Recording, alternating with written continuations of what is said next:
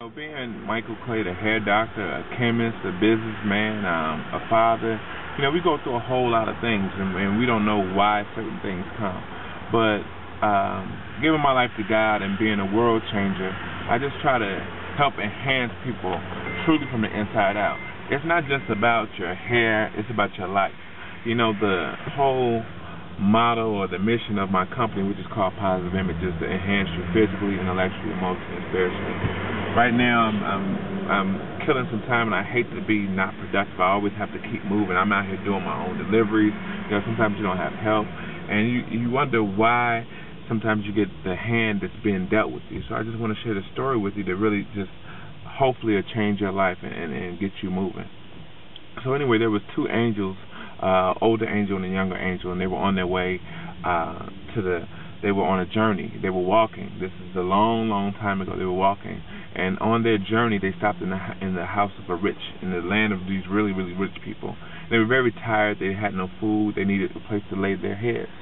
So they knocked on the door of this big, beautiful mansion and asked could they lay their heads there. And this really wonderful couple answered the door, but they were very hesitant. The husband was like, "No, I don't want them in here." The wife said, "Let them in." But instead of offering up one of their large bedrooms, what they did was they offered them the cellar. But being angels, they were very grateful just to have a place to lay their heads. The following morning, they had noticed that the older angel had woke up first, and he noticed that there was a crack in the foundation. There was a crack in the foundation, so he repaired it. Well, later on, they left that house, and they went on another long journey. They've been walking another 16 hours, and by this time, they got into this village where it was very, very poor people. They went to this real, real raggedy shack, and they knocked on the door, and they said, "Listen, we're two angels, and we're on a journey, and we're wondering, could we lay our heads here?"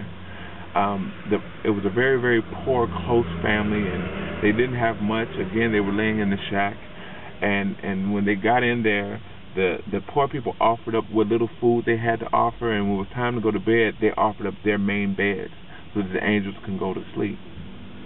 The following morning, when they got up, the younger angel had found out, saw that the mother and the father, the poor, were crying.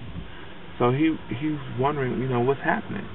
Well, he came to find out that the cow, which was their only source of income, had died. So he goes into the other angels saying, "Listen, how could you let this happen?" He says, "You're in control of this stuff. How could you let this happen?" And the older angel said, "Listen, things aren't always what they seem." He said, "No, what are you talking about?"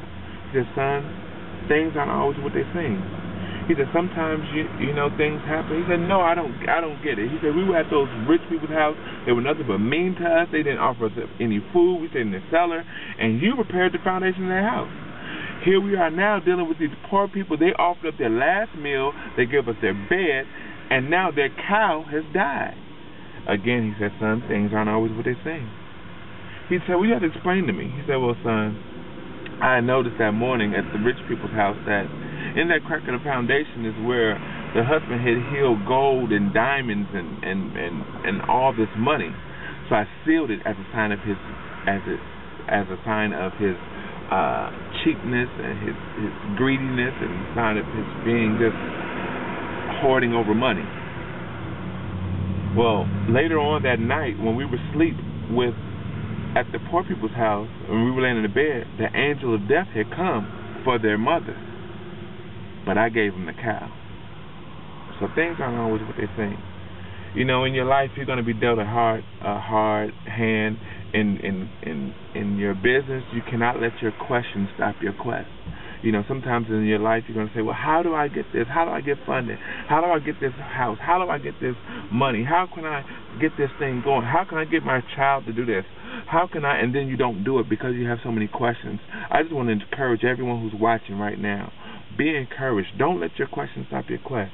Things aren't always what they seem. When you deal with God, when you hook up with a higher power, He will provide for you. He'll get you through it. Don't quit. Don't give up, because He likes that faith. All right?